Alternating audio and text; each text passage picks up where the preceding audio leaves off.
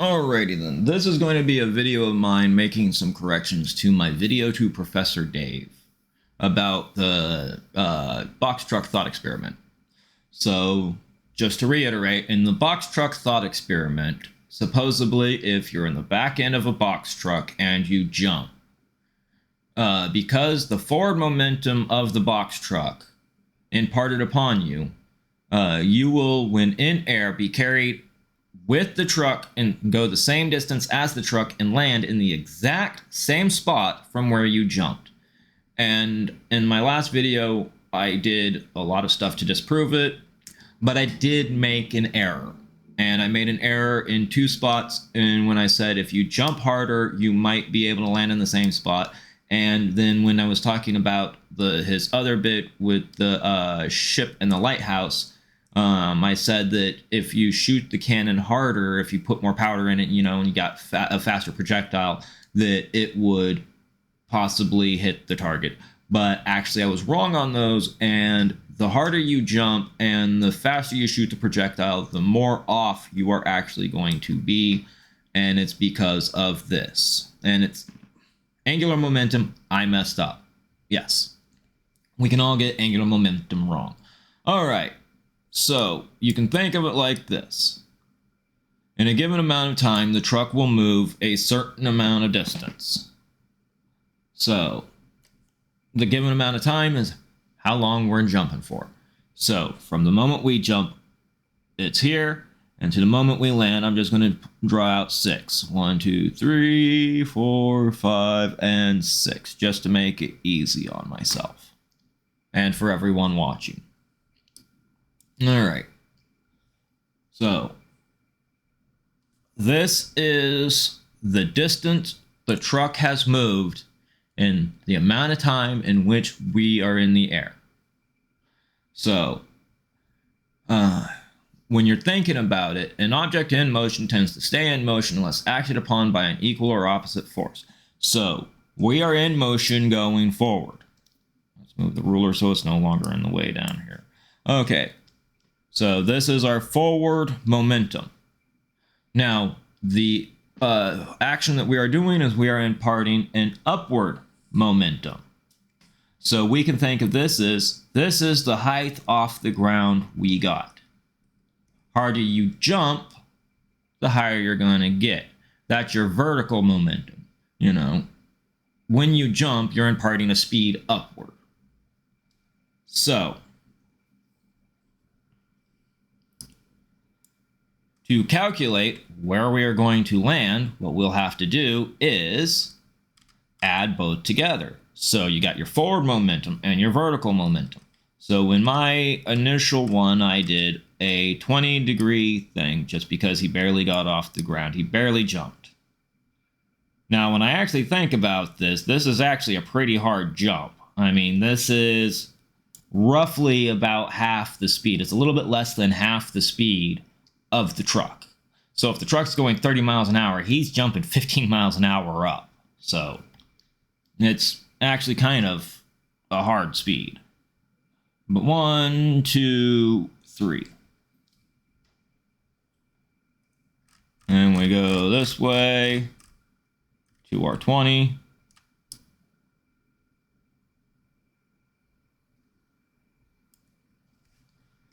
And we go 1, 2, and 3.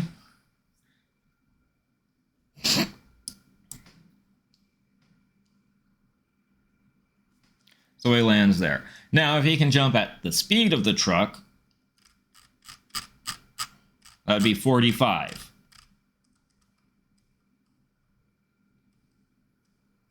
So he's jumping at 30 miles an hour. Or if the truck is moving slower, say the truck is moving 5 miles an hour and he can jump at 5 miles an hour.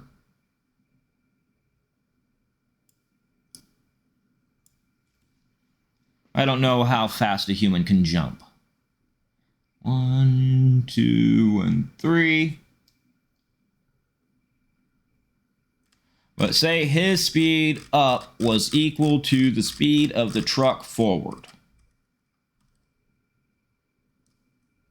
That's what a 45-degree angle here represents, is he's moving as fast up as he is moving forward. 1, 2, 3, dink, and boom. So if he's moving equal speed to the truck, he is going to land further behind the truck.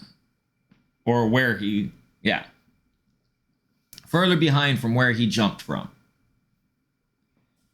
So if we do, quit doing that one, get that back to 100. All right, so if we do, say, a 5-degree, because the truck's really moving, but he can't jump as fast as the truck is moving. We go 1, 2, and 3.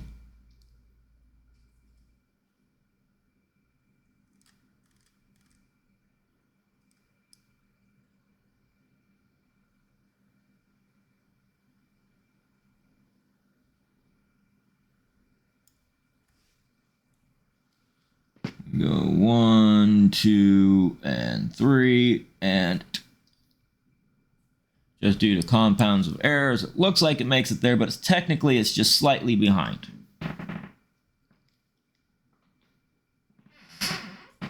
But yeah.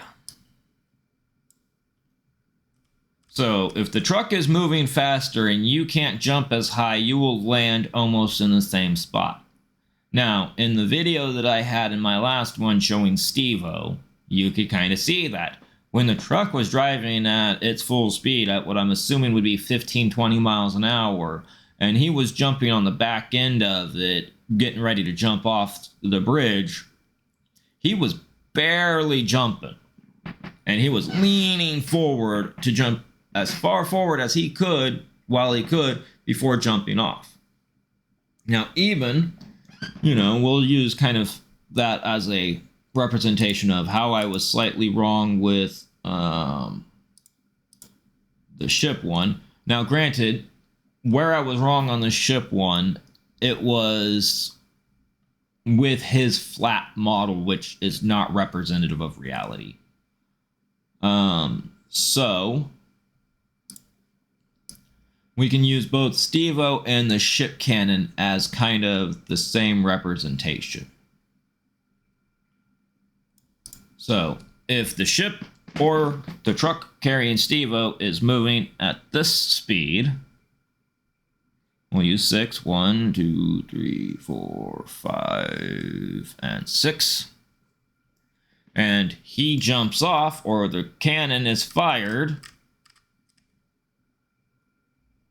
We'll say go with 5, because this one's really slow. We got 1, 2, 3. 1, 2, 3, 4, 5, and 6.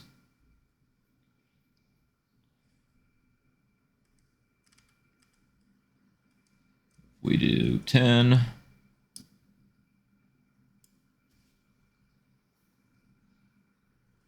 One, 2, 3, 4, 5, 6.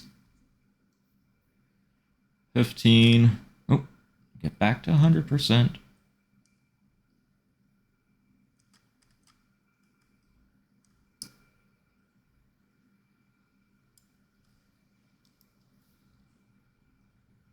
One, 2, 3, 4, 5, 6. And you can see what I'm getting at. You got the initial here, and then it curves. So, faster you're going this way, and harder you go this way, further behind you will be than where you're going to be. Angular momentum. And because of angular momentum, if you jump in the bed of a truck, you won't land where you're going to be. If you jump off of a truck, you're going to wind up behind it. If you shoot a cannon from a ship, it's going to end up behind. That's all there is to it. because an object in motion tends to stay in motion unless acted upon by an equal or opposite force, and then those two forces are then compounded to create a new direction. So just adding a force this way does not instantly make you go that way. It makes you go that way. Anyways, I'm done.